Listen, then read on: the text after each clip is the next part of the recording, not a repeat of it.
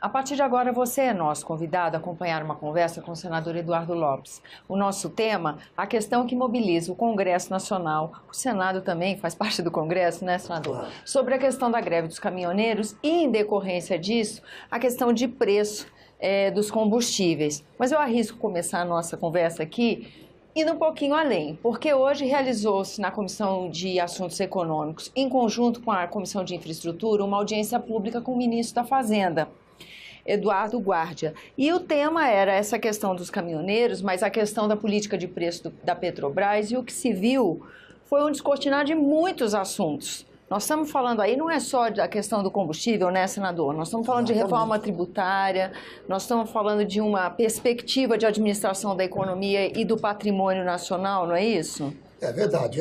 Eu participei, boa parte, quase que na íntegra, né, da audiência pública, e nós vimos ali que realmente o aprofundamento do debate, o quanto é importante.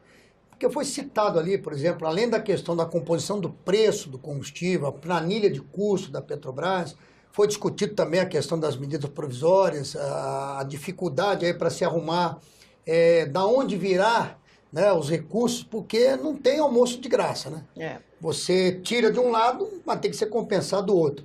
Daí se veio a solução apresentada.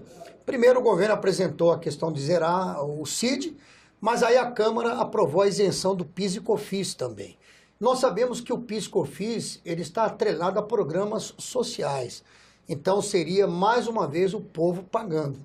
Eu me recordo aqui, e até ressaltei isso junto ao ministro, que eu ouvi de forma muito clara o presidente Temer dizendo que os 46 centavos seriam compostos pelo CID, pelo PIS e pelo COFINS, somados.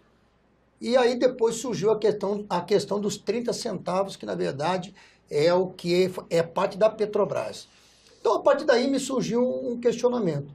Se nós tiramos do CID, do PIS, do COFINS, que está atrelado a questões sociais, né? O CID no caso das estradas, quer dizer, o caminhoneiro vai ter o combustível mais barato, mas não vai ter estrada, o que já não tem. O que já é ruim, a tendência é ficar pior. E a questão do mais pobre pagando porque está sendo tirado do PIS e do COFINS. Arcando e os 30, mais uma, né? E os 30 centavos, o governo ele tendo que compensar a Petrobras por esses 30 centavos. Então é essa questão que eu estou colocando como ponto central. O ponto central, como você colocou, agora não é mais só a greve dos caminhões, não é mais a negociação com os caminhoneiros. Agora a questão para ser tributária, administrativa, fiscal, porque ela aprofunda. Mas a pergunta central é essa. Qual é o lucro real da Petrobras? Sendo ela detentora do monopólio, sendo ela estatal e tendo obrigações constitucionais a serem cumpridas, por que ela tem que ser preservada de todo e qualquer prejuízo? Ou, nesse caso, nem considera como prejuízo. 30 centavos sendo tirado do custo da Petrobras, não é nem prejuízo, é diminuição do lucro. E o empresário que está no mercado, ele passa por momentos que ele tem mais lucro, menos lucro e, em alguns momentos, infelizmente, até algum prejuízo. Mas ele não se recompõe, ele não volta ao mercado, ele não disputa. Não é o que nós estamos vendo. Então, o povo está olhando muito por isso. Qual é o lucro da Petrobras? Primeiro ponto. Se o governo está dizendo que está sacrificando, o povo está sacrificando e sendo sacrificado, por que não a Petrobras também tendo alguma parte nesse sacrifício também? Porque em crise todos têm que sacrificar. Não adianta, senão não se consegue vencer a crise. E por outro lado, não entrou nesse assunto, não entrou nesse debate. Claro que a greve era dos caminhoneiros em relação ao óleo diesel, mas e a gasolina? E o gás de cozinha?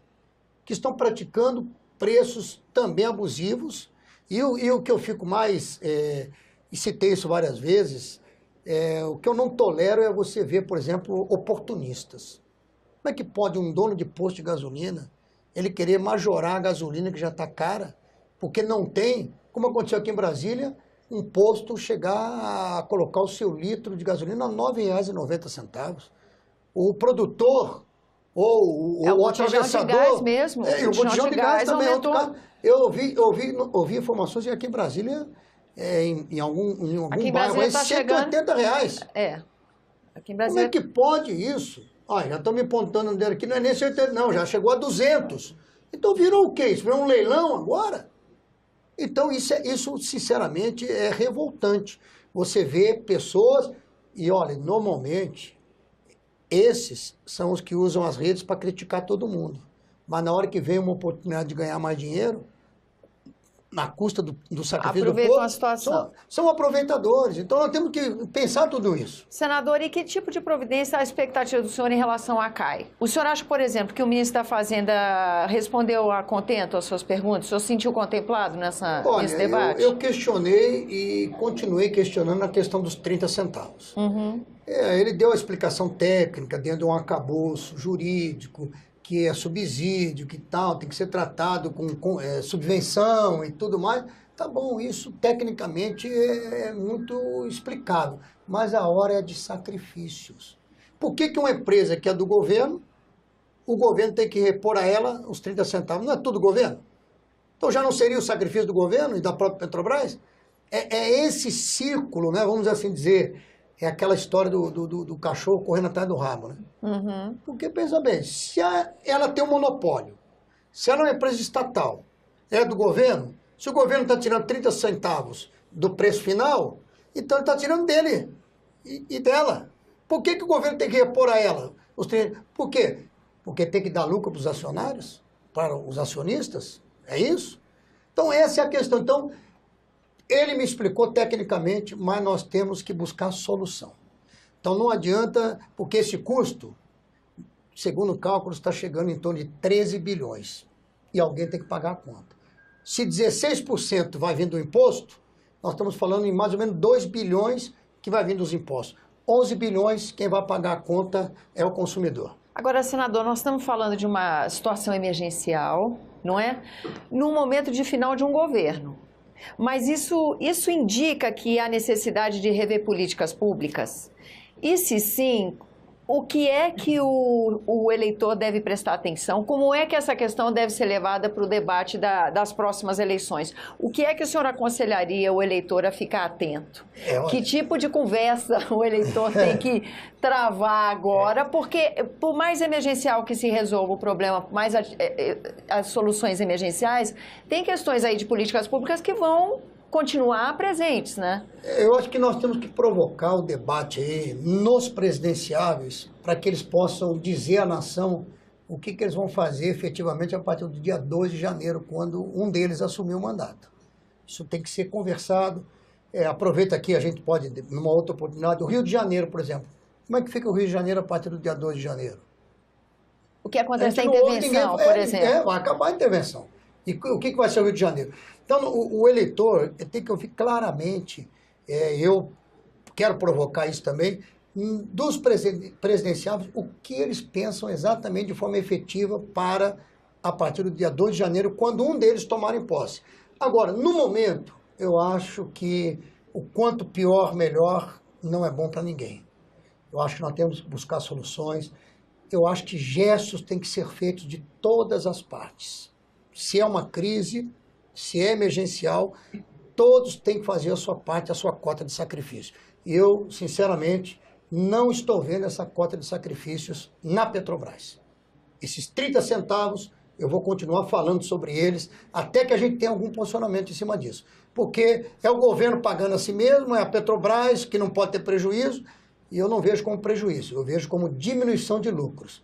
Se é para ajudar esse momento, e mantemos a nossa democracia viva, chegamos à eleição e tudo mais, e temos uma transição, então a cota de sacrifício tem que ser de todos.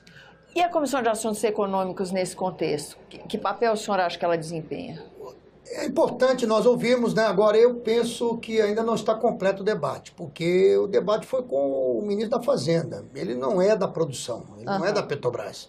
Eu dei como sugestão nós convocarmos a Petrobras, ou melhor, convidarmos a Petrobras, seja o Pedro Parente, seja algum diretor de área específica, também para o debate. Nós temos que conhecer realmente, eu tenho aqui números que realmente...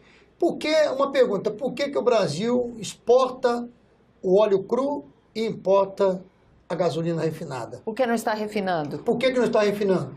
Por que as nossas refinarias estão paradas? Sucateadas? Qual é o custo? Quanto custaria para refinarmos aqui e quanto custa para refinarmos lá fora e importarmos? Tudo isso tem que ver. Então, eu acho que uma crise, ela tem esse lado positivo também, que a gente tem que abrir e jogar todas as cartas na mesa. Eu vejo por aí. Mas a minha sugestão, o ministro da Fazenda, ele vai falar de governo. Eu tenho que ouvir a Petrobras, que vai falar como empresa. Tá certo. Senador, agradeço a presença aqui no nosso programa. Eu agradeço a você que nos acompanha, lembrando que esse é o programa Argumento e que você é nosso convidado a fazer sugestões e críticas ao trabalho da TV Senado. E para isso é 0800 61 2211, ligação gratuita. Eu lembro também que é possível você rever esse e outros dos nossos programas por endereço eletrônico senado.leg.br/TV. Até a próxima.